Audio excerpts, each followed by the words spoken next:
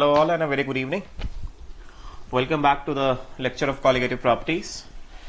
And yesterday we were discussing about the second colligative property which is elevation of boiling point. ठीक है, और हमने कल के क्लास में ये वाला एक्सप्रेशन निकाल लिया था कि elevation of boiling point which is given by delta TB is equal to KB into I into molality, where KB is the molar elevation constant of, यहां स्टार्ट करते हैं, KB क्या है,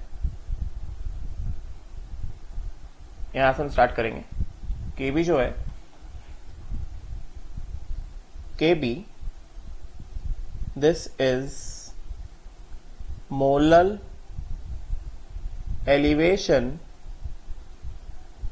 कांस्टेंट ऑफ सॉल्वेंट। मतलब KB जो है, KB जो है has a unique value for a given solvent or different solvents will have what? Different KB values. Different solvents will have different KB values, right? सो यहां से जैसा मैंने कॉलिगेटिव प्रॉपर्टीज के पहले लेक्चर में बता दिया था कि कॉलिगेटिव प्रॉपर्टीज किस पे डिपेंड करते हैं। कॉलिगेटिव प्रॉपर्टीज डिपेंड करते हैं, they depend upon the relative number of moles of solute and solvent as well as they depend upon the nature of the solvent, right. तो जैसे हम यहां पे बात कर रहे हैं सेकेंड कॉलिगेटिव प्रॉपर्टी की, तो सेकेंड कॉलिगेटिव प्रॉपर्टी की अगर हम बात करें किसकी, delta TB, delta TB is equal to कितना, केबी इंटू आई इंटू मोलालिटी। ठीक है, तो ये केबी क्या है, ये तो पहली बात, ये तो कॉलिगेटिव प्रॉपर्टी है, सीपी कॉलिगेटिव प्रॉपर्टी है। केबी क्या है, this depends upon what, KB depends upon nature of solvent, KB depends on nature of solvent, मतलब सॉल्वेंट अलग अलग होगा तो कॉलिगेटिव प्रॉपर्टीज चेंज होगा बिकॉज केबी का वैल्यू चेंज हो जाएगा। And then i into molality, i into molality क्या है, आई इंटू क्या, moles of B upon mass of A in grams into 1000। तो ये वाला जो टर्म है i into molality, this depends upon what, this depends upon relative number of moles of solute, मतलब NB and solvent, because molality में क्या है, मास of solvent आया ना, एक तरह से mass of solvent is related to the moles of solvent ना, गेटिंग राइट, जो कि हमारे पास कितना आया है, WA, जो कि क्या है, मास ऑफ सॉल्वेंट। तो यहां से भी देखो फिर से प्रूव हो गया कि कॉलिगेटिव प्रॉपर्टी जो depends upon nature of solvent as well as relative number of moles of solute and solvent, getting ना, it is no way depending upon the nature of solute. ठीक है, डिस्कशन करेंगे इस पे आगे। तो यहां से जो हम बात कर रहे हैं अभी, केबी पे हम डिस्कशन अपना फोकस करते हैं, अपना फोकस केबी पे बनाते हैं। तो for a given solvent, for a, इसको देखो ध्यान से, इसके बेसिस पे क्वेश्चन पूछा जाता है। For a given solvent, value of KB is given by KB value, it is given by R। ये देखो ध्यान से, ये क्वेश्चन पूछा जाता है, KB निकालने के बाद हमें डेल्टा TB निकालना पड़ता है, बुकलेट में ऐसा क्वेश्चन है। It is given bye KB is equal to R TB square upon 1000 into LV। समझे क्या, right. KB for a solvent, KB for a solvent, KB for a particular solvent, molar elevation constant,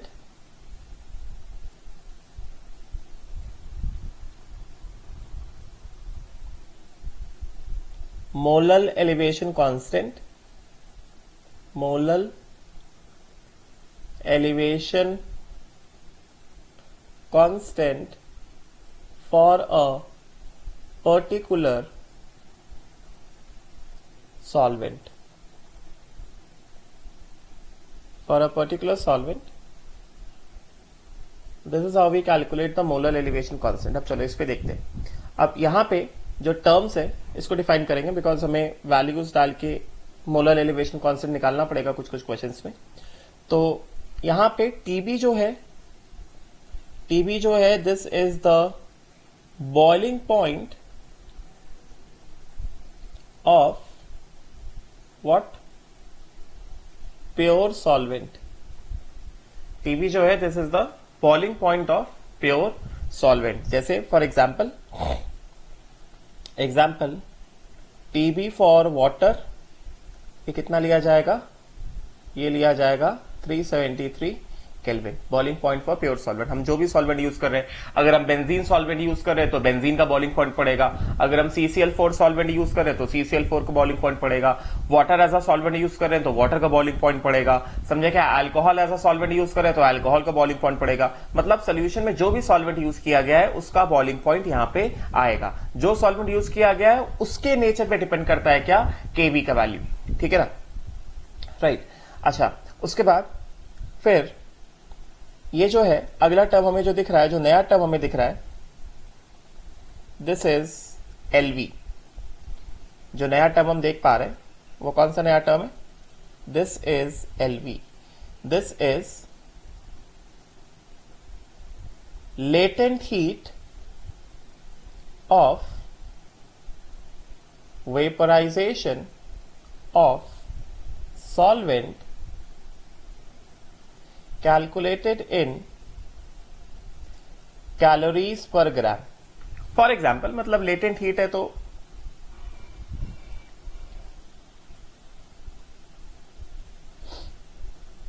in for example calories per gram. ठीक है. अभी सवाल ये उठता है ये है क्या, इसको निकाला कैसे जाएगा? तो इसके बेसिस पे अभी अगर सपोज करते हैं कि हमें यहां पे ऐसा दिया गया है H2O liquid gives what? For example अगर मैं वाटर लिया, अगर हमने वाटर लिया तो इसके हिसाब से इसका delta H vaporisation of water, मतलब इस वाले रिएक्शन का जो डेल्टा एच होगा that will be known as enthalpy of vaporisation of water. Because यहां पे क्या हो रहा है? वाटर का वेपराइजेशन हो रहा है ना, उसमें इक्विलिब्रियम आया है ना. राइट. सो इसका जो डेल्टा एच होगा that is enthalpy of vaporisation of water. This is known as,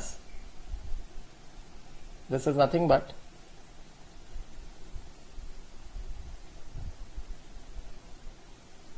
enthalpy of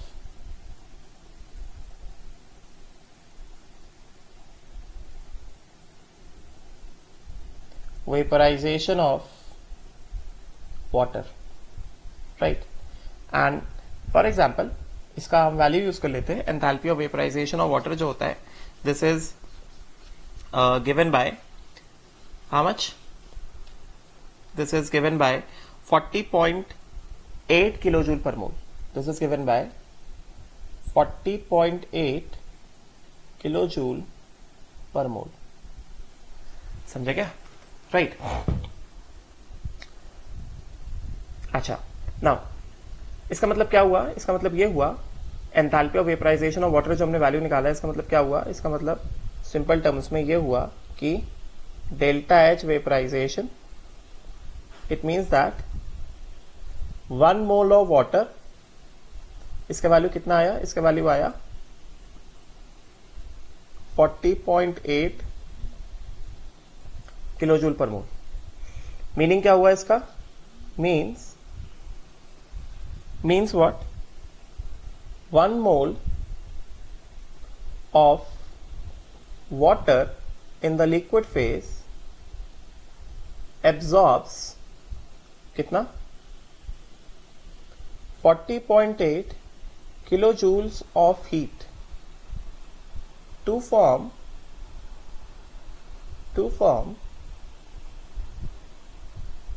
1 mole of what? H2O vapors. करेंगे ना? राइट. तो ये जो हमारे पास जो टर्म आया है, ये हमारे पास जो टर्म आया है latent heat of vaporisation, latent heat of vaporisation जो है LV, ये जो है latent heat of vaporisation, this is nothing but enthalpy of vaporization only, enthalpy of vaporization only, but expressed as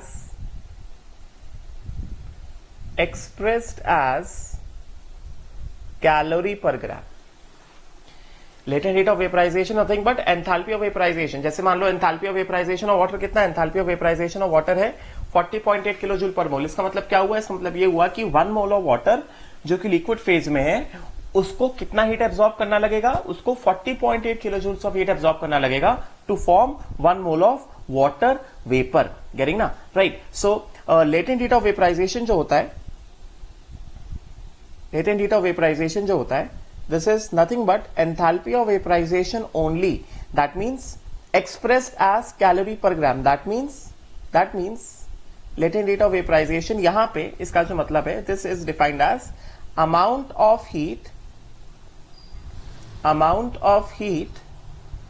which is absorbed by कितना, 1 mole of solvent, 1 mole of liquid solvent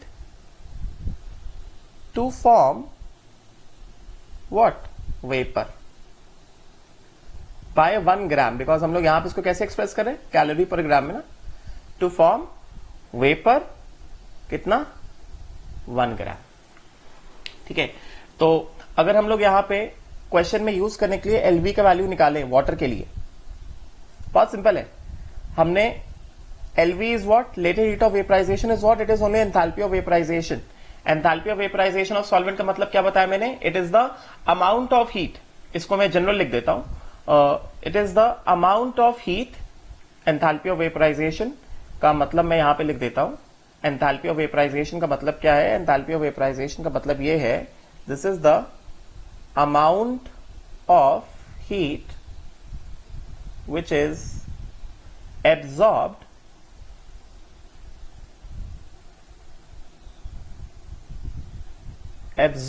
by 1 mole of liquid solvent to convert into 1 mole of vapor. This is the amount of heat which is absorbed by 1 mole of liquid solvent to convert into what, 1 mole of vapor. तो जैसे for example water के लिए, ये जो हमने water के equation लिखा, water के लिए एंथैल्पी ऑफ वेपराइजेशन कितना है, वाटर के लिए एंथैल्पी ऑफ वेपराइजेशन है 40.8 किलो जूल पर मोल। इसका मतलब क्या हुआ, इसका मतलब ये हुआ कि 1 mole of water in the liquid phase will absorb कितना, 40.8 kilo joules of heat to form what, to form 1 mole of water in the vapour phase. उसी तरह से जो लेटेंट हीट ऑफ वेपराइजेशन है, this is nothing but enthalpy of vaporisation only, but इसको कैसे express किया गया, इसको एक्सप्रेस किया गया है कैलोरी पर ग्राम में।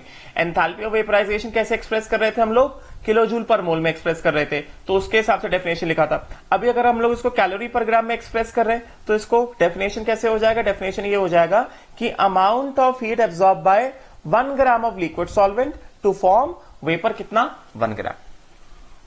समझ गया? तो इसके हिसाब से अगर हम लोग कैलकुलेट करते हैं, calculation of LV for solvent, समझे क्या, calculation of LV for solvent.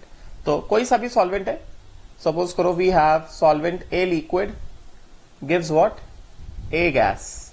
ठीक है, अभी मान लो इसका डेल्टा H कितना दिया गया है, डेल्टा H वेपराइजेशन कितना दिया गया है, ये मान लो दिया गया है कितना, x किलो जूल पर मोल, है कि नहीं, इतना दिया गया है ना।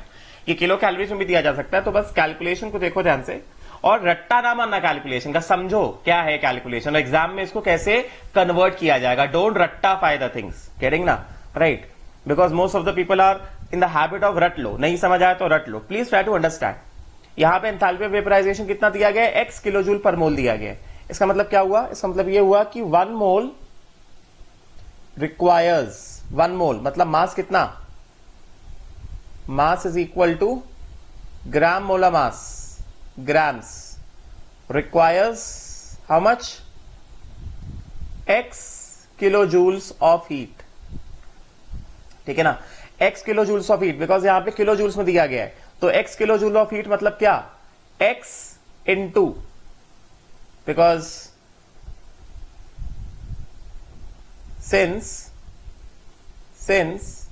1 calorie is equal to 4.184 joules, therefore 1 joule is equal to 1 upon 4.184 calories, because यहां पे ये क्या दिया गया, ये किलो जूल में दिया गया है ना, तो 1 मोल जिसका मास कितना है, मास इज कितना, mass is how much, mass is equal to कितना, मोलर मास, 1 मोल का मास मोलर मास होगा ना, इसको कितना हीट चाहिए, x kilo joule of heat चाहिए, तो और क्या लिख सकते हैं, 1 mole of solvent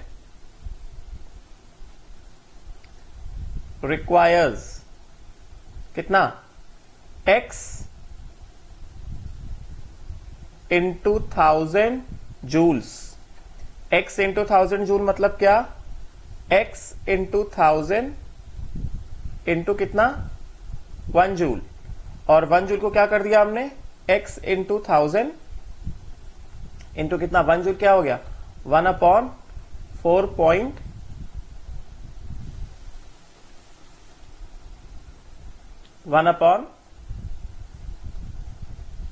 4.184 calories. This is amount of heat required by कितना, 1 मोल ऑफ सॉल्वेंट ना, मतलब मास कितना, ग्राम मोलर मास, तो ग्राम मोलर मास को कितना हीट चाहिए, इतना कैलोरी हीट चाहिए, समझे क्या, तो इसके हिसाब से क्या हो जाएगा, therefore 1 ग्राम सॉल्वेंट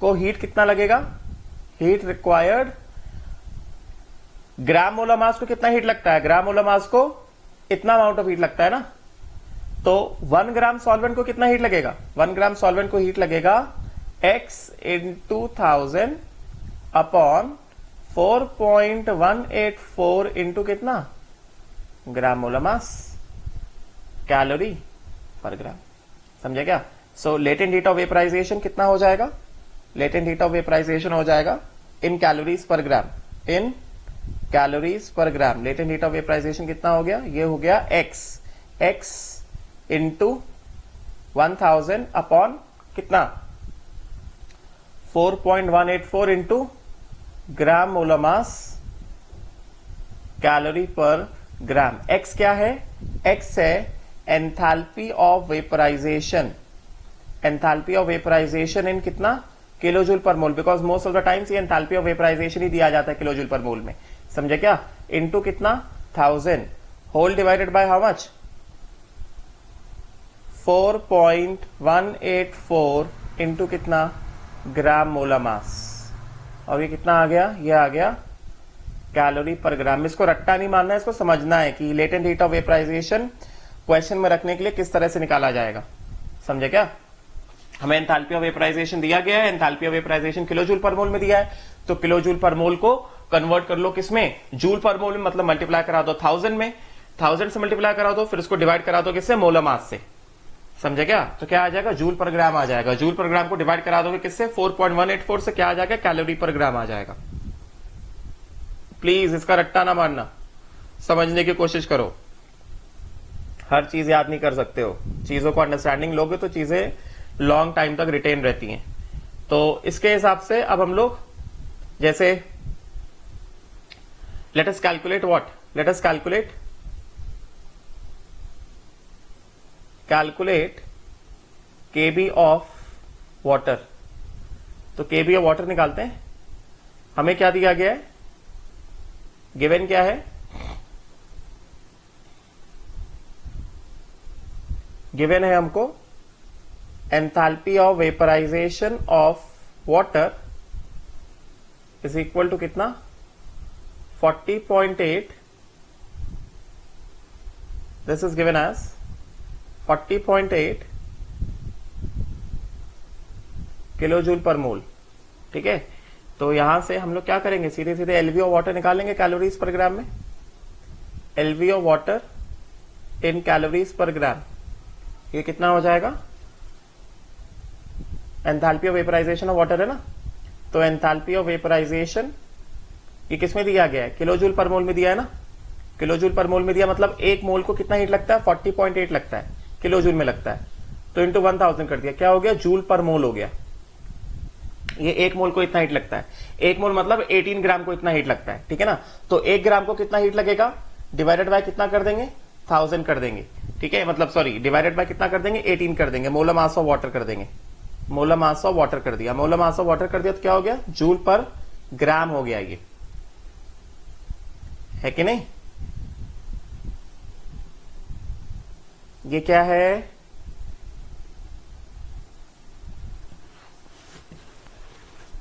जूल पर मोल है, किलो जूल पर मोल को कन्वर्ट किया जूल पर मोल में, मतलब एक मोल को कितना हीट लगता है, इतना हीट लगता है। एक मोल मतलब 18 ग्राम, तो 1 ग्राम को कितना हीट लगेगा, एक मोल को इतना हीट लगता है ना, मतलब 18 ग्राम को इतना हीट लगता है, तो 1 मोल को कितना, 1 ग्राम को कितना हीट लगेगा, तो 1 ग्राम को हीट लग रहा कितना लगेगा, डिवाइडेड बाय क्या कर देंगे, मोलर मास ऑफ वाटर कर देंगे, है कि नहीं।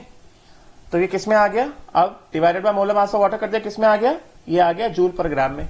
अभी जूल को कन्वर्ट करना है कैलोरी में, तो 1 joule is equal to 1/4.184 calories, तो डिवाइड करा दो किससे, 4.184 से, तो ये किसमें कन्वर्ट हो गया, ये कन्वर्ट हो गया किसमें, कैलोरी पर ग्राम में।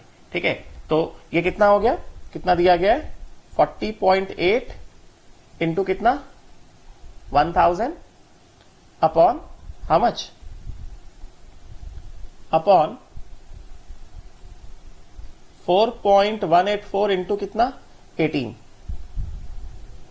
Calories per gram. And if you just solve this, latent heat of vaporisation of water जो आ जाता है ऑलमोस्ट 540 ऑलमोस्ट कैलोरी पर ग्राम आ जाता है। इसको सॉल्व करने जाओगे तो ये ऑलमोस्ट 540 कैलोरी पर ग्राम जो है ये इतना निकल के आता है।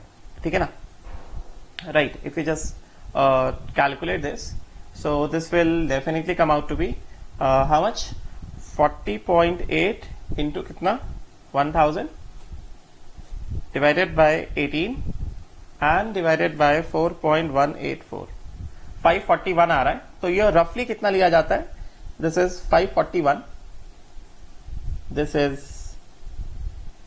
541.7 calories per gram. So latent heat of vaporization of water, latent heat of vaporisation of water, ये रफली जो है कितना ले लिया जाता है, 540 कैलोरीज पर ग्राम इसको ले लिया जाता है। ठीक है, तो अभी इसके बाद हम लोग क्या करेंगे, आई होप सो क्लियर हुआ होगा कैलकुलेशन। या तो हमको सीधे सीधे क्या दिया है, या तो हमको सीधे सीधे डेटा में एलवी दे देते हैं, सीधे सीधे डेटा में एलवी नहीं देते तो फिर हमको क्या देते हैं, latent heat of vaporisation of solvent दे देते हैं किलो जूल पर मोल में। किलो जूल पर मोल में दिया तो मैंने बताया कन्वर्जन कैसे करना है। अगर ये तुमको सीधे सीधे किलो कैलोरी पर मोल में दे दिया तो किलो कैलोरी पर मोल में दे दिया जाएगा, तो फिर तुम यहाँ पे 4.184 का डिवीजन नहीं करोगे, इसलिए कह रहे दिमाग लगा के करो, दिमाग लगा के समझो। अगर तुमको सीधे सीधे किलो कैलोरी पर मोल में दे दिया गया, अगर तुमको सीधे सीधे ऐसा दे दिया गया, enthalpy of vaporization is equal to 40 kilo calorie per mole, समझे क्या। तुम्हें एलवी निकालना है किसमें, कैलोरी पर ग्राम में निकालना है, तो क्या करोगे, कितना दिया गया है, इसका मतलब क्या हुआ, एक मोल को कितना हीट लगता है, 40 किलो कैलोरी लगता है, मतलब कितना, 40 इंटू कितना, 1000 कैलोरीज एक मोल को लगता है ना। एक मोल मतलब मोलर मास को कितना लगता है ना, तो 1 ग्राम को कितना लगेगा, divided by molar mass in grams आ जाएगा एलवी इन कैलोरीज पर ग्राम। जूल में दिया गया होगा तो डिवाइड कराओगे 4.184 से। अगर तुमको एंथैल्पी ऑफ वेपराइजेशन डायरेक्टली दिया गया किलो कैलोरी पर मोल में तो फिर डिवाइड नहीं कराओगे 4.184 से। दिमाग की बत्ती खोल के करो, आधे लोग दिमाग बिल्कुल नहीं चलाते, बात समझे। ठीक है, तो यहां से हमने क्या किया, एलवी ऑफ वाटर को निकाल लिया। इसको याद कर लो, LV of water is 540 calories per gram, समझे क्या। तो अभी यहां से हम लोग क्या कर सकते हैं, we can find out KB of water, बहुत आसानी से केबी ऑफ वाटर आ जाएगा हमारे पास। तो यहां से we can find out KB of water. KB of water कितना हो गया, R TB square upon 1000 into LV. LV जो है किसमें है, कैलोरी पर ग्राम में है, क्योंकि एलवी कैलोरी पर ग्राम में है। Since LV is in calorie per gram, therefore put R is equal to कितना 2.0, use R कितना 2.0 कैलोरी पर मोल पर केल्विन। कितना यूज हो जाएगा calorie, R is equal to use हो जाएगा, R विल बी कितना कैलोरी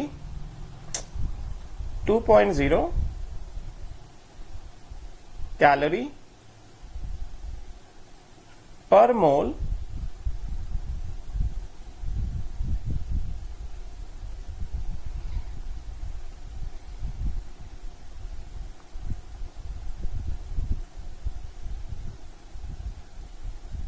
पर केल्विन। ये आ जाएगा आर के वैल्यू। तो इसके हिसाब से हम लोग केबी ऑफ वाटर निकाल सकते हैं। केबी ऑफ वाटर कितना आ जाएगा,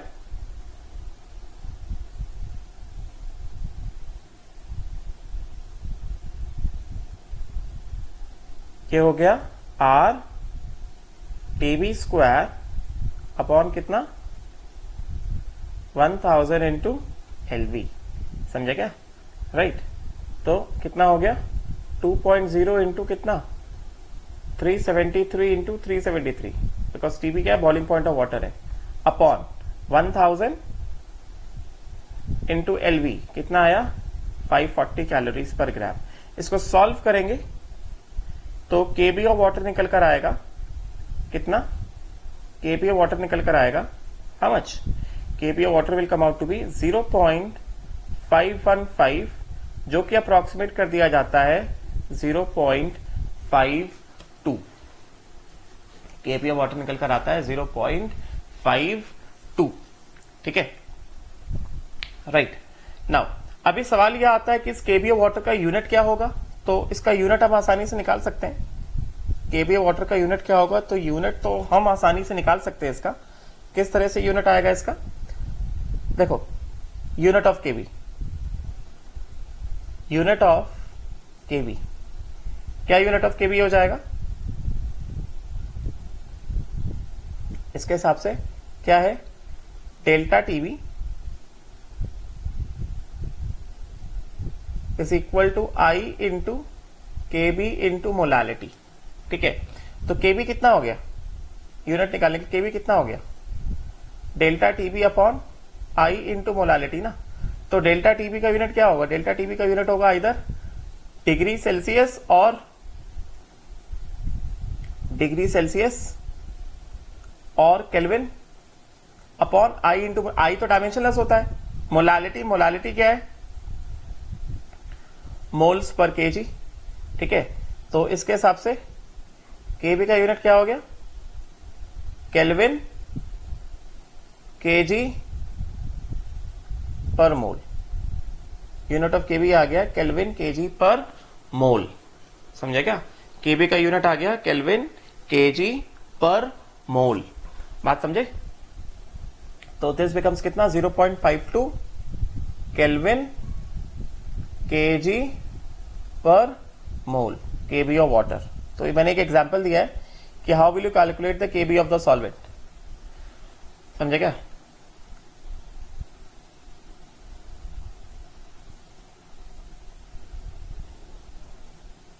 दिस बिकम्स केल्विन केजी पर मोल 0.52 केबी ऑफ वाटर। मैंने एग्जांपल दिया कि केबी ऑफ सॉल्वेंट को हम लोग कैसे निकालेंगे, राइट। केबी का ये यूनिट है। अब देखो, अब एक इंपॉर्टेंट चीज है यहां से इंपॉर्टेंट चीज क्या है जो बहुत सारे लोग गलतियां करते हैं बिकॉज दिमाग नहीं लगाते। देखो ध्यान से, अभी सपोज करो हमारे पास ये है प्योर सॉल्वेंट, ध्यान देना ये प्योर सॉल्वेंट है और ये हमारे पास है सोल्यूशन, ठीक है, having non volatile solute.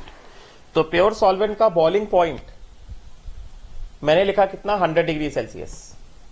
100 degree Celsius मतलब कितना 373 केल्विन, ठीक है, boiling point of pure solvent. उसके बाद मैंने लिखा बॉइलिंग पॉइंट ऑफ सोल्यूशन, मतलब जब हमने उसमें नॉन वोलेटाइल सोल्यूट डाल दिया,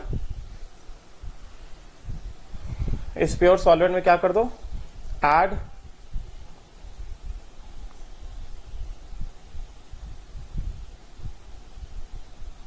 add non volatile solute B, तो क्या आ गया हमारे पास आ गया सोल्यूशन। तो डेफिनेटली जब हमने नॉन वोलेटाइल सोल्यूट डाल दिया तो बॉइलिंग पॉइंट ऑफ सोल्यूशन क्या हो जाएगा, will be more than as compare to boiling point of pure solvent. ठीक है, तो बॉइलिंग पॉइंट ऑफ सोल्यूशन मान लो कितना हो गया, 100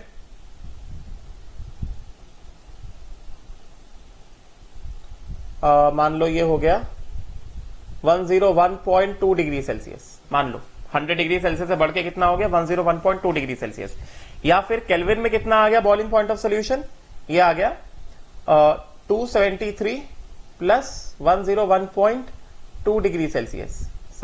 यस और नॉट, तो केल्विन में कितना हो गया 273 प्लस 101 कितना हो गया 274.2 केल्विन। ठीक है, अब तुम यहां से डेल्टा टीवी निकालो, जरा डेल्टा टीवी निकालो। मैं एक पॉइंट बता रहा हूं, डेल्टा टीवी क्या होगा, डेल्टा टीवी मैंने बताया था क्या होता है, boiling point of solution minus boiling point of solvent होता है। समझे क्या, बॉइलिंग पॉइंट ऑफ सॉल्वेंट होता है, राइट। तो अगर हम लोग सोल्यूशन का बॉइलिंग पॉइंट रखते हैं 101.2 degree Celsius minus 100 degree Celsius,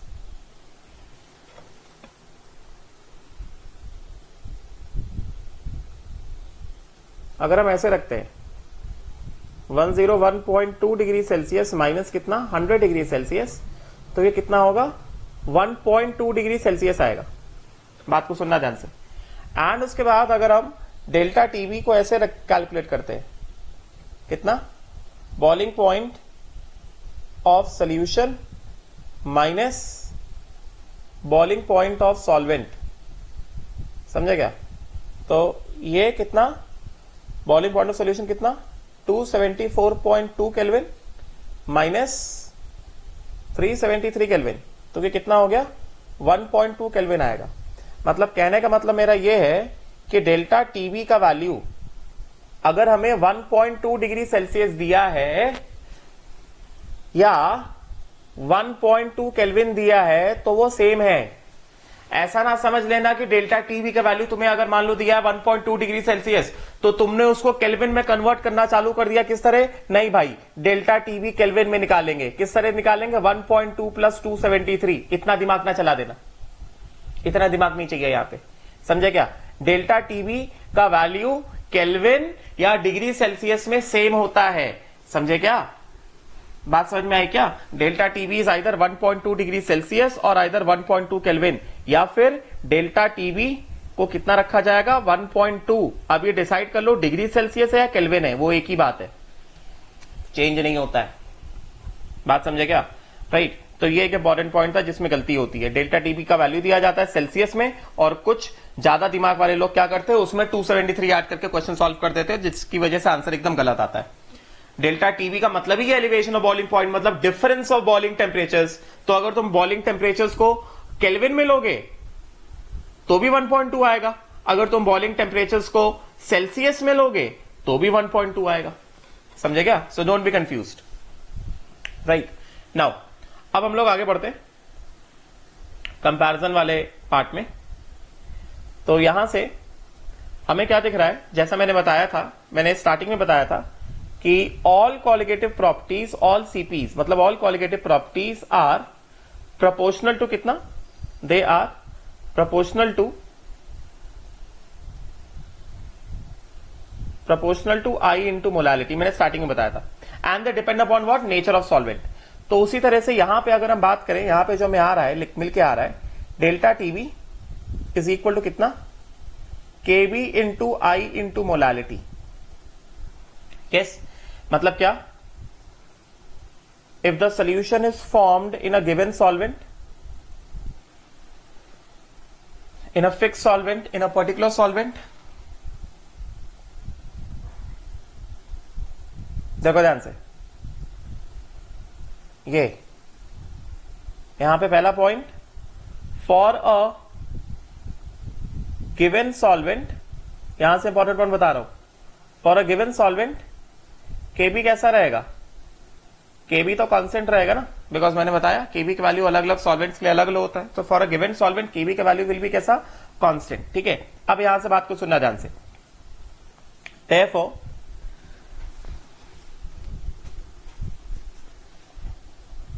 delta TB जो है it is again directly proportional to कितना, I इंटू मोलालिटी. फॉर different solutions, for different solutions in a given solvent. समझे क्या मतलब, क्या हुआ, मतलब ये हुआ मीन्स बात को सुनना ध्यान से, पहले बात को सुनना ध्यान से. डेल्टा टीबी को हमने क्या लिखा, डेल्टा टीबी को हमने लिखा boiling point of solution minus कितना, बॉइलिंग पॉइंट ऑफ सॉल्वेंट. समझे क्या, गिवन कंडीशंस में बॉइलिंग पॉइंट ऑफ सॉल्वेंट कैसा होता है, वो तो कांस्टेंट होता है ना. जैसे 1 atm पे बॉइलिंग पॉइंट ऑफ वाटर हमेशा कितना आता है, 373 केल्विन आता है. So boiling point of solvent तो हमेशा कैसा रहेगा, कांस्टेंट रहेगा. This will be constant for given pressure conditions. Given pressure condition मतलब पी कंडीशन. जैसे हमें पता है at 373 kelvin, at 1 atm water boils at 373 kelvin. समझे क्या, तो इसके हिसाब से क्या हुआ, इसके हिसाब से ये हुआ, यहां से हमें ये पता चल रहा है कि बॉइलिंग पॉइंट ऑफ सॉल्वेंट तो कांस्टेंट है. तो अगर boiling point of solvent constant है, इसका मतलब क्या हो गया, इसका मतलब ये हो गया कि बॉइलिंग पॉइंट ऑफ सोल्यूशन कितना हो गया, delta TB plus boiling point of solvent. समझे क्या, it means what, it means more the value of delta TB then more will be the boiling point of solvent. Delta TB का value जितना ज्यादा होगा, boiling point of solvent जो है, sorry boiling point of solution, not solvent, more the value of delta TB, more will be the boiling point of, more will be the what, प्ल्यूशन प्ल्यूशन प्ल्यूशन प्ल्यूशन प्ल्यूशन. यहां से देखो ना, boiling point of solution is equal to कितना, delta TB plus boiling point of solvent. तो ये तो कांस्टेंट है ना, ये वाला जो टर्म है, ये वाला टर्म तो कांस्टेंट है ना. तो डेल्टा टीबी जितना ज्यादा, बॉइलिंग पॉइंट ऑफ सोल्यूशन क्या, उतना ज्यादा होगा. ठीक है, राइट. तो अब यहां से हम लोग इंपॉर्टेंट चीज में आते हैं. देखो क्या है, हमने यहां से देखा कि, चलो ऊपर चलते, तो देखना ध्यान से.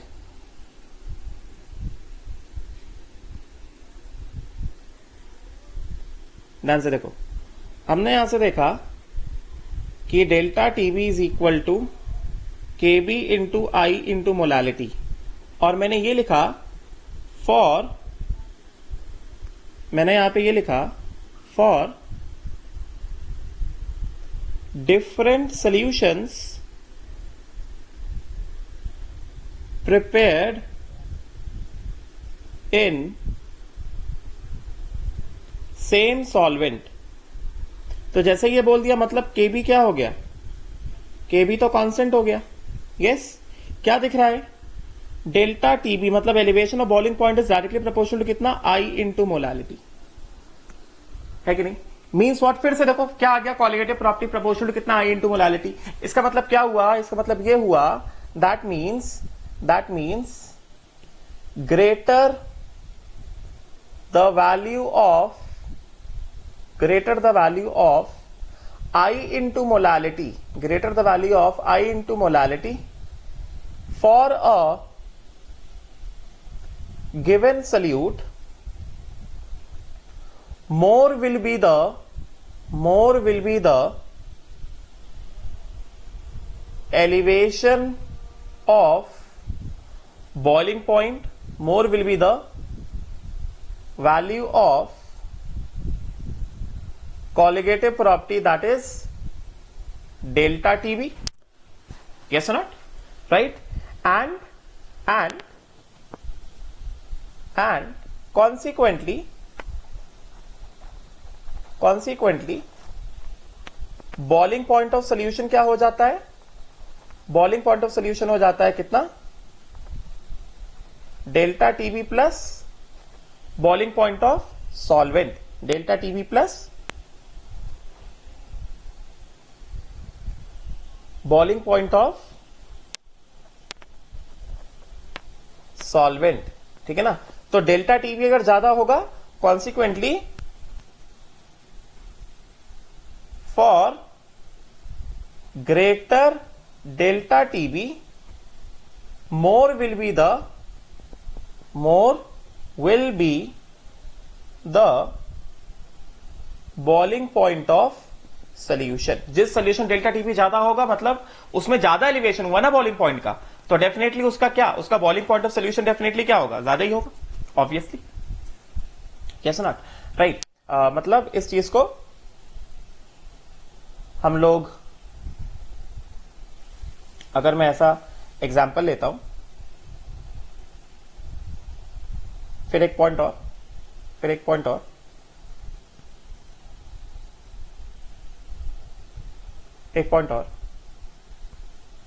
इफ डिफरेंट सॉल्यूशंस, चलो पहले इसको ऐसे देख लेते हैं।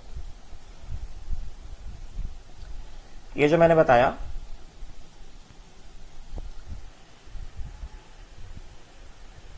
इसके हिसाब से ये जो मैंने बताया तुमको,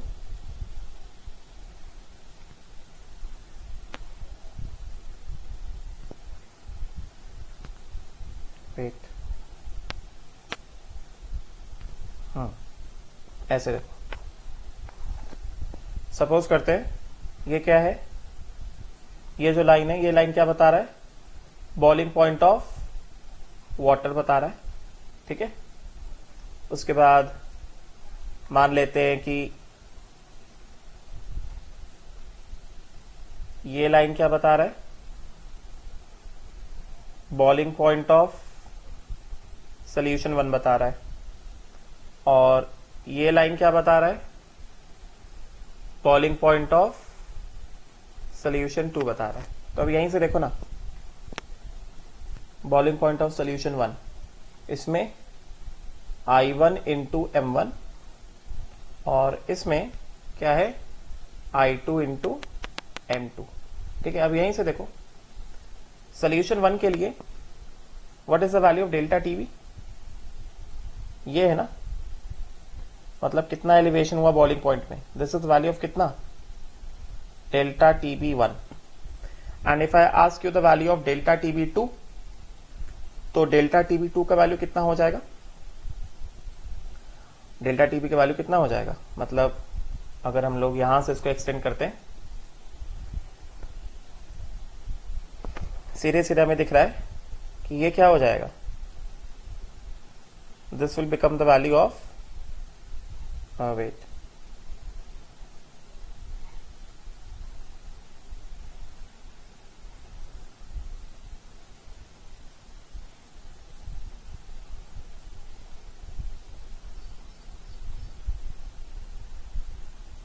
डेल्टा टीबी 2, यहां से लेकर यहां तक है कि नहीं, this is delta TB 2, delta TB 2 करेंगे। तो देखो जरा किसका डेल्टा टीबी ज्यादा है, डेल्टा टीबी 2 ज्यादा है ना, this is delta TB 2, delta TB 2 ज्यादा है, तो अकॉर्डिंगली क्या दिख रहा है, बॉइलिंग पॉइंट ऑफ सोल्यूशन 2 ज्यादा आया ना। एंड डेल्टा टीबी 1 ये बस इतना है, तो बॉइलिंग पॉइंट ऑफ सोल्यूशन 1 कितना है, कम है। और इससे क्या पता चल रहा है, इससे हमें ये पता चल रहा है कि since delta TB 2 is more than delta TB 1, इसका मतलब क्या हुआ, KB into I1, KB into I2 into molality 2 is more than Kb into I1 into molality 1, तो यहां से Kb क्या हो जाएगा, कैंसिल आउट हो जाएगा. It means what, it means I2 into M2 is more than I1 into M1. समझे क्या? तो वही मैंने बताया कि जितना ज्यादा वैल्यू होगा I इंटू मोलालिटी का, उतना ज्यादा कॉलिगेटिव प्रॉपर्टी होगा, मतलब उतना ज्यादा क्या होगा, एलिवेशन ऑफ बॉइलिंग पॉइंट होगा. एंड जितना ज्यादा एलिवेशन ऑफ बॉइलिंग पॉइंट होगा, उतना ज्यादा क्या होगा, boiling point of the solution हो जाएगा. ठीक है, तो यहां से अगर हम लोग बात करें, यहां से अगर हम लोग डिस्कशन करें, फर्स्ट पॉइंट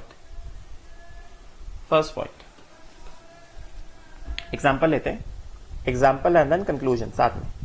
एग्जाम्पल अगर मैं लूं, मैं 3 सोल्यूशन लेता हूं, 3 सोल्यूशन. चलो पहले मैं स्टेटमेंट लिखता हूं. स्टेटमेंट क्या है, अच्छा एक second.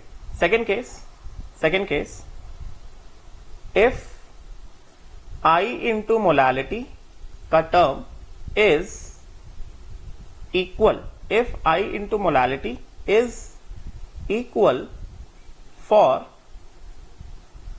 different solutions formed in the same type of solvent, formed in the same type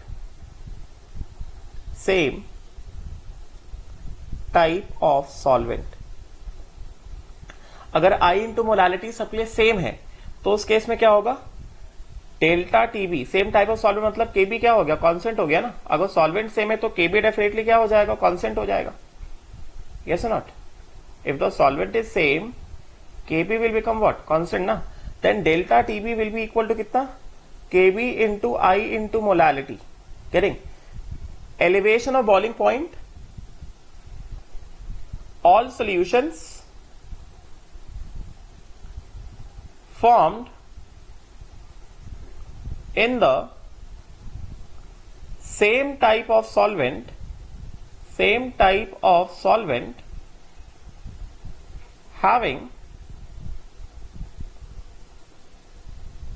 same I into molality will show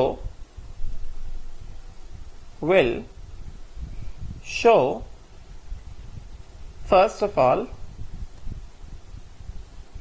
same value of elevation of boiling point delta TB, because सबके लिए delta TB कितना होगा, सबके लिए delta TB होगा वही Kb जो कि सबके लिए कॉमन है, into I into molality. I into molality मतलब पूरा combined product I into molality. I1 van't Hoff factor I अलग अलग हो सकते हैं, इंडिविजुअल मोलालिटीज अलग अलग हो सकते हैं, मगर I इंटू मोलालिटी सबका क्या होना चाहिए, सेम होना चाहिए. Getting ना? So they will show what, same value of elevation of boiling point, and if the elevation of boiling point is same, then all solutions will have what? All solutions will have what? Same boiling points, because boiling point of solution is equal to कितना, delta TB plus TB of solvent. Getting ना? सभी solutions को हमने क्या किया, same solvent में बनाया है, तो टीबी ऑफ सॉल्वेंट सबके लिए कॉमन है. अभी सबका I इंटू मोलालिटी कॉमन है, I इंटू मोलालिटी सबके लिए सेम है, मतलब I वैंटो फैक्टर I सबके लिए अलग अलग हो सकते हैं, सबके मोलालिटीज अलग अलग हो सकते हैं, मगर I इंटू मोलालिटी सबके लिए कैसा है, सेम है.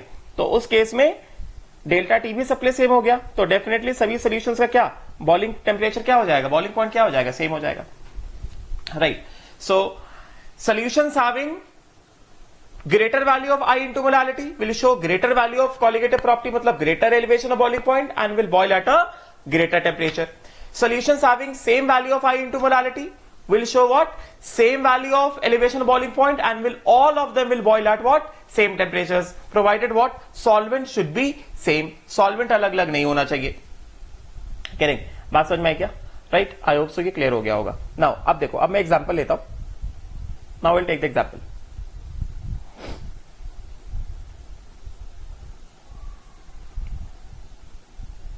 एग्जाम्पल लेता हूं, एक एग्जाम्पल सपोज करते हैं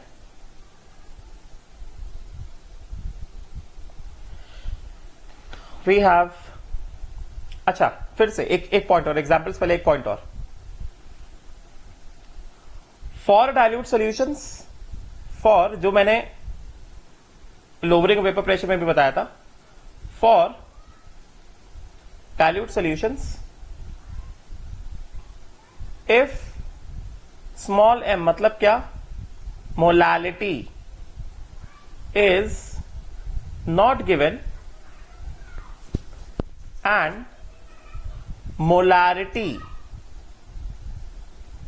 molarity is given, getting na, right? In that case take molality is equal to molarity if density of solution is not mentioned, and secondly calculate molality if density of solution is given। ये वाला point मैंने पहले बताया था। Sometimes हमें solution का molality नहीं दिया जाता, मोलारिटी दे दिया जाता है ऑब्जेक्टिव क्वेश्चंस में। तो जनरली डेंसिटी नहीं दिया रहता है तो हम डेंसिटी ऑफ सॉल्यूशन क्या मान लेते हैं, 1 ग्राम पर एमएल मान लेते हैं, और मोलालिटी को मोलारिटी के बराबर लेकर कैलकुलेशन हम कर देते हैं। बट अगर डेंसिटी ऑफ सॉल्यूशन दिया गया है तो मोलालिटी मोलारिटी डेंसिटी का रिलेशन यूज करके हम क्या करेंगे, पहले मोलालिटी निकालेंगे एंड देन उसके बाद हम प्रोसीड करेंगे। समझे क्या? राइट तो अब देखो क्वेश्चन देखते हैं हम लोग। Let us move on to the question. Question है compare what, compare vapor pressure of solution, lowering of vapor pressure, delta P मतलब lowering of vapor pressure, समझे क्या? boiling point of solution, boiling point of solution and elevation of boiling point of solution of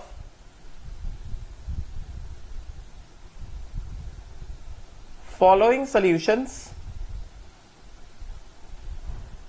prepared in water under what, similar conditions, under similar conditions। ठीक है, तो सबसे पहला हमारे पास solution 1 जो दिया गया है,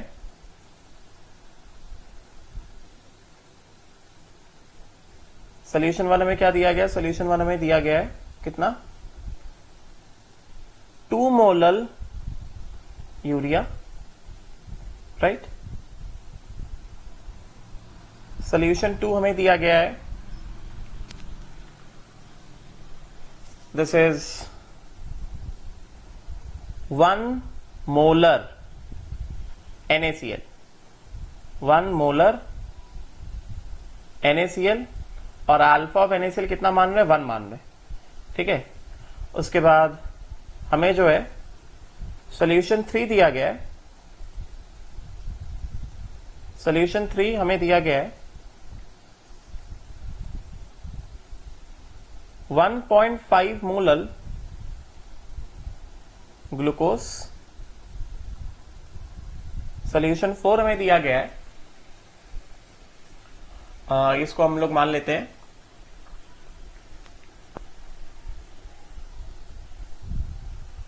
और let us suppose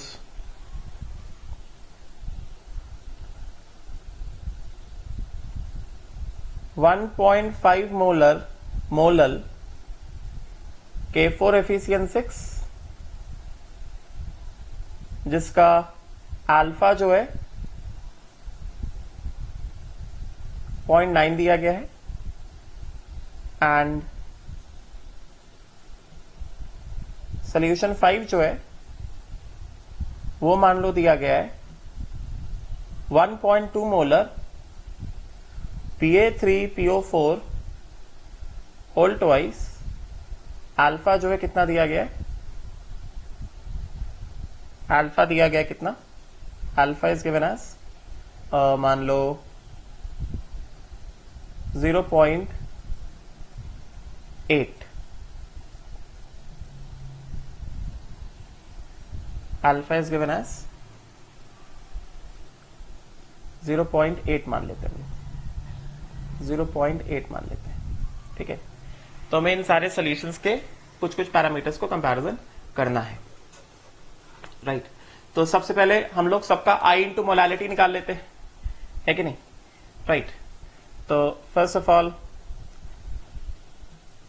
consider molality is equal to molarity for all, because हमें कुछ कुछ में मोलारिटी दिया गया, मोलालिटी नहीं दिया गया, तो हम सब में क्या कर लेंगे, consider molality is equal to molarity, ठीक है। तो हमें क्या क्या दिया गया, हमें दिया गया है यूरिया, यूरिया यहां पे हमें दिया गया है सल्यूट, यहां पे दिया गया है सल्यूट, समझे क्या, ये दिया गया है हमको यूरिया। उसके बाद हमको क्या दिया गया है, हमको दिया गया है NaCl, NaCl will give what, Na plus plus Cl minus, समझे क्या, N का वैल्यू कितना हो गया, 2 हो गया। उसके बाद हमको क्या दिया गया है, उसके बाद हमको दिया गया है ग्लूकोज, राइट। उसके बाद हमको क्या दिया गया है, उसके बाद हमको दिया गया है K4 FeCN6, ये कैसे टूटेगा, दिस विल गिव कितना 4K प्लस प्लस FeCN6 -4, इसका N का वैल्यू कितना हो गया, N का वैल्यू हो गया 5। एंड देन क्या दिया गया है हमको, उसके बाद हमें दिया गया है Ba3PO4 होल ट्वाइस। तो इसमें ये कैसे टूटेगा, ये टूटेगा 3 times of Ba plus 2 plus 3 times of Ba plus 2 plus कितना 2 टाइम्स ऑफ PO4 -3। तो इसमें कितना हो गया N का वैल्यू, N का वैल्यू हो गया कितना 5, समझे क्या। तो इतना सब कुछ हमें दिया गया। तो इसके हिसाब से हम लोग क्या करेंगे, I के वैल्यूज निकाल लेते हैं, बिकॉज वाटर में है ना, वाटर में तो डेफिनेटली आयनिक सॉल्यूट्स का क्या होगा, डिसोसिएशन हो जाएगा ना। तो यूरिया के लिए मैंने सॉल्वेंट दिया है ना, water, prepare in water, yes prepare in water, तो वाटर में तो डिसोसिएशन होगा, समझे क्या। तो अभी क्या करते हैं हम लोग, अभी हम लोग यहाँ पे I के वैल्यू लिख लेते हैं सबके लिए, will just write down the value of I for all, ठीक है। तो I के value van't Hoff factor I is equal to 1 plus N-1 alpha,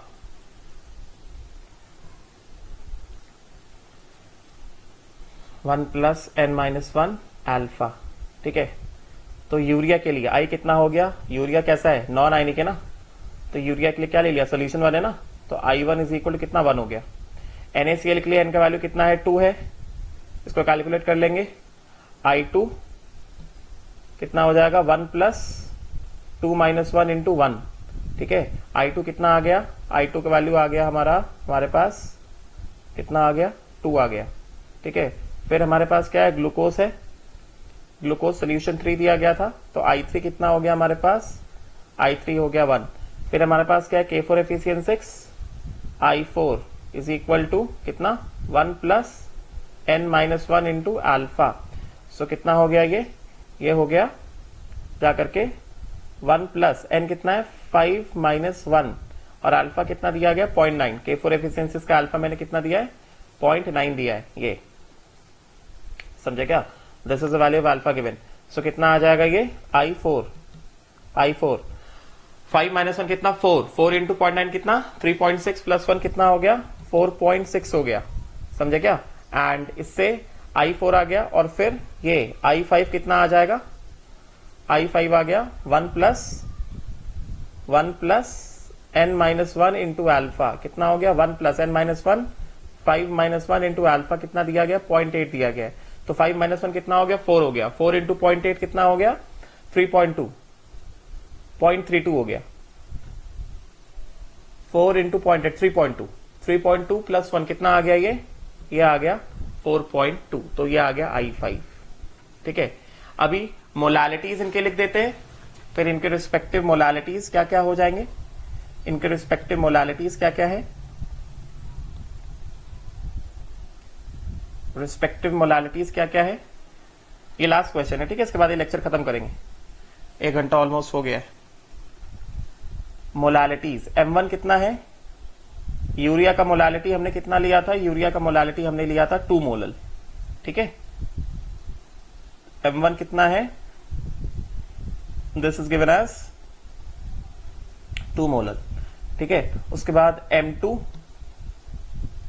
कितना है मोलारिटी ऑफ NaCl के बराबर कर देंगे कितना दिया था हमने मैंने दिया था इसको 1 मोलल ठीक है मोलारिटी ऑफ NaCl दिया था बिकॉज डेंसिटी नहीं दिया गया तो जितना मोलारिटी दिया गया उतना ही क्या ले लेंगे मोलालिटी ले लेंगे। फिर ग्लूकोज का कितना दिया गया 1.5 दिया गया ठीक है ग्लूकोज के लिए I3 कितना हो गया M3 कितना दिया गया है 1.5 मोलल ठीक है। फिर उसके बाद हमें K4FeCN6 का मोलालिटी कितना दिया गया कितना लिया मैंने K4FeCN6 का मोलालिटी 1.5 ठीक है एंड अगले वाले का लिया 1.2 मोलर तो इसका ये M4 कितना हो गया 1.5 मोलर और इसका लास्ट वाले का Ba3PO4 M5 कितना हो गया is equal to molarity of कितना Ba3PO4 होल ट्वाइस बिकॉज हमें डेंसिटी नहीं दिया गया तो जो मोलालिटी वही मोलारिटी मार लेंगे कितना मार लेंगे 1.2 मोलर मान लेंगे ठीक है। अभी फटाफट से क्या करते हैं I इंटू मोलालिटी निकालते हैं सबका समझे तो I1 I इंटू मोलालिटी निकालते हैं यहां पे सबका I इंटू मोलालिटी निकालेंगे तो I इंटू मोलालिटी यूरिया के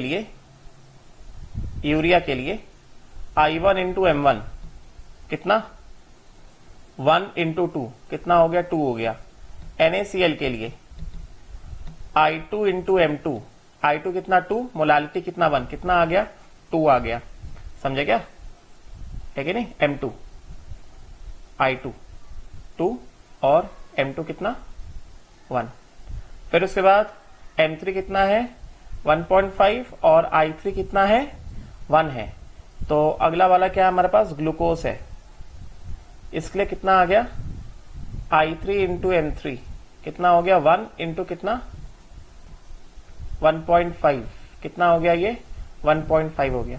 अगला वाला क्या है K4FeCN6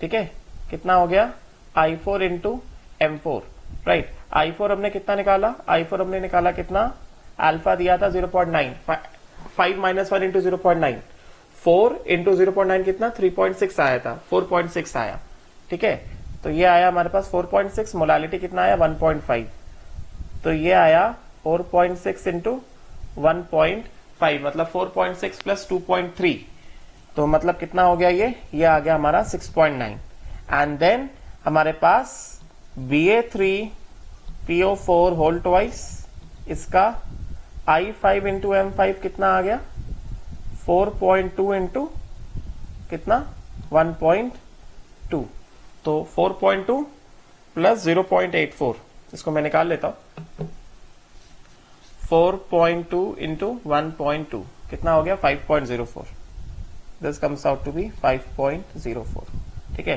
तो हमें क्या देखना है सबसे बड़ा I इंटू मोलालिटी क्या है सबसे बड़ा I इंटू मोलालिटी है K4FeCN6 का सबसे बड़ा ये है K4FeCN6 फिर क्या है तो I इंटू मोलालिटी का ऑर्डर तो I इंटू मोलालिटी के मामले में सबसे बड़ा 6.9 है ना तो I into molality is maximum for what I into molality is maximum for what K4FeCN6 समझे क्या। उसके बाद किसका I इंटू मोलालिटी आएगा उसके बाद आएगा I into molality for BA3PO4 whole twice 5.04, right. उसके बाद आएगा किसका I into molality of BA3PO4 whole twice 5.04। उसके बाद किसका आएगा I into molality for NaCl and urea, ये 2 and 2, तो क्या आएगा I into molality of NaCl is equal to I into molality of urea, समझे क्या। और सबसे लास्ट में क्या आएगा I into molality of glucose, कितना है 1.5, सबसे लास्ट में आएगा I into molality of glucose, right. तो ये ऑर्डर आ गया। तो हमें पता है since colligative property is proportional to कितना I into molality for what, same solvent, for same solvent, ठीक है। तो सबसे पहले हम लोग क्या कर देंगे, सबसे पहले हम लोग ऑर्डर ऑफ कॉलिगेटिव प्रॉपर्टी लिख देते हैं। ऑर्डर ऑफ कॉलिगेटिव प्रॉपर्टी लिखने गए तो सबसे पहला क्या, lowering of vapour pressure, lowering of vapour pressure क्या, डेल्टा पी। तो डेल्टा पी के ऑर्डर में जिसका जितना ज्यादा I इंटू मोलालिटी उसमें उतना ज्यादा लोवरिंग। तो सबसे ज्यादा लोवरिंग किस में आएगा, K4 FeCN6 में आएगा, समझे क्या। फिर किस में आएगा, BA3PO4 होल ट्वाइस में आएगा, राइट। उसके बाद किस में आएगा, NaCl और यूरिया में सेम लोवरिंग होगा, और सबसे कम लोवरिंग किस में होगा, ग्लूकोज में होगा, राइट। फिर मैंने ऑलरेडी बताया है कि लोवरिंग ऑफ वेपर प्रेशर जितना ज्यादा वेपर प्रेशर उतना कम, समझे क्या। तो ऑर्डर ऑफ वेपर प्रेशर अगर हम लिखें, order of vapour pressure, if I just write down the order of vapour pressure, be order of vapour pressure, भाई लोवरिंग ऑफ वेपर प्रेशर जितना ज्यादा मतलब वेपर प्रेशर उतना कम ना। तो मैक्सिमम लोवरिंग किसमें आया, K4 FeCN6 में आया ना। तो वेपर प्रेशर सबसे कम किसका होगा, K4 FeCN6 का वेपर प्रेशर कैसा होगा, सबसे कम होगा ना, ये इसका वेपर प्रेशर सबसे कम। उसके बाद किसका होगा, reverse order, BA3PO4 whole twice. फिर क्या होगा, उसके बाद NaCl और यूरिया का वेपर प्रेशर कैसा होगा, सेम होगा, समझे क्या। NaCl का vapour pressure will be same as urea का vapour pressure, and then maximum vapour pressure किसका होगा, ग्लूकोज का होगा। यहां से ऐसा क्वेश्चन पूछा जाता है, समटाइम्स पूछ लेते हैं maximum lowering of vapour pressure किस में होगा, K4 FeCN6 में होगा। मैक्सिमम वेपर प्रेशर किस में होगा, ग्लूकोज में होगा। ये बात ध्यान रखना, glucose will have what, glucose will have maximum vapour pressure, getting ना। K4 FeCN6 will have minimum vapour pressure, क्यों, because maximum lowering in vapour pressure किस में आया है, K4 FeCN6 में आया है। बात समझे ना, राइट। इसको हम लोग ऐसे देख सकते हैं कि अगर मान लो ये क्या है, ये वेपर प्रेशर ऑफ वाटर है, समझे क्या। तो वेपर प्रेशर ऑफ वाटर अगर ये है तो इसके हिसाब से maximum lowering in vapour pressure किसमें आया, जिसका I इंटू मोलालिटी ज्यादा, because colligative property is lowering in vapour pressure. तो जिसका I इंटू मोलालिटी ज्यादा उसमें लोवरिंग वेपर प्रेशर सबसे ज्यादा। तो maximum lowering of vapour pressure किसमें आया है, मैक्सिमम लोवरिंग आया है किसमें, K4 FeCN6 में। तो इसके हिसाब से this is vapour pressure of K4 FeCN6, है कि नहीं। मैक्सिमम लोवरिंग जो आया है वो किसमें आया है, K4 FeCN6 में आया है। So this becomes vapour pressure of K4 FeCN6। उसके बाद सेकेंड मैक्सिमम लोवरिंग किसमें आया है, BA3PO4 में आया है।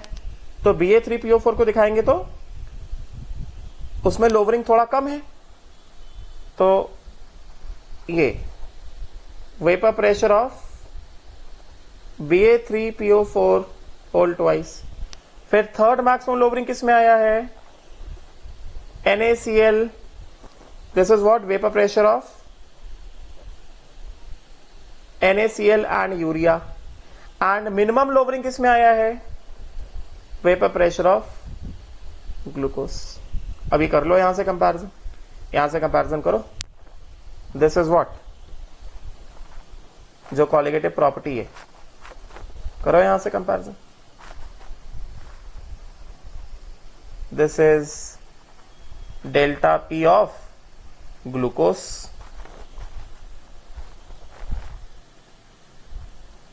डेल्टा पी ऑफ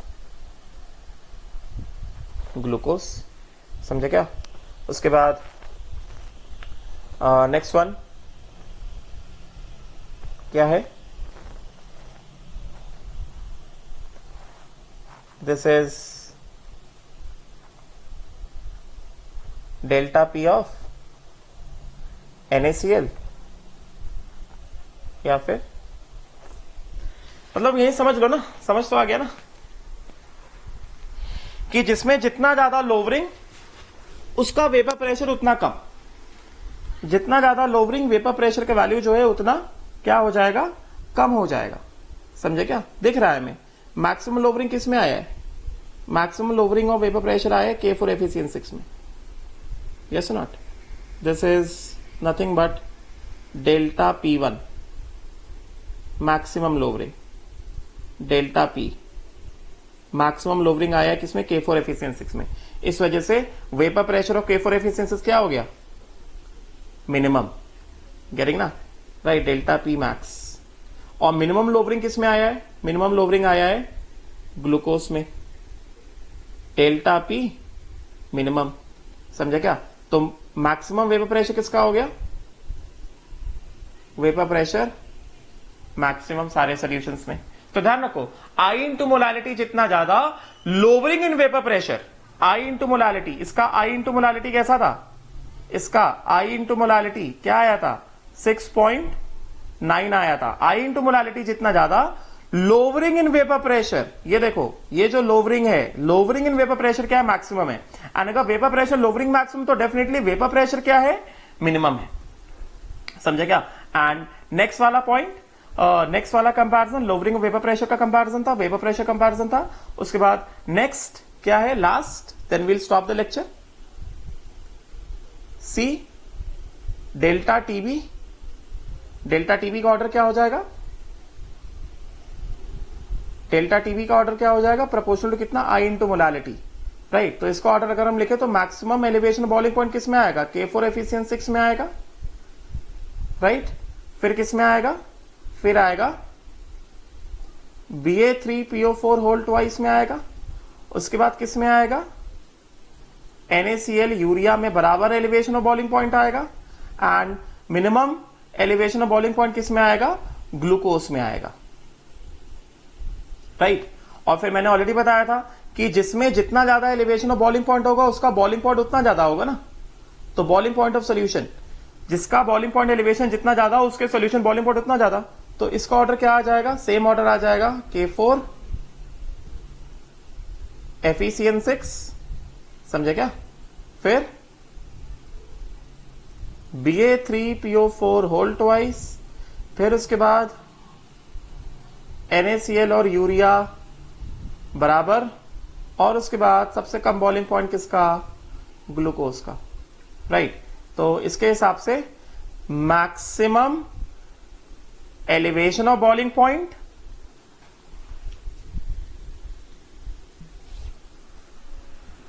इसके हिसाब से K4 Fe6 will show maximum elevation of boiling point as well as it will show maximum boiling point, समझे क्या? And glucose will show what? Glucose will show minimum elevation of boiling point as well as minimum boiling point. ठीक है? We'll stop here. Thank you.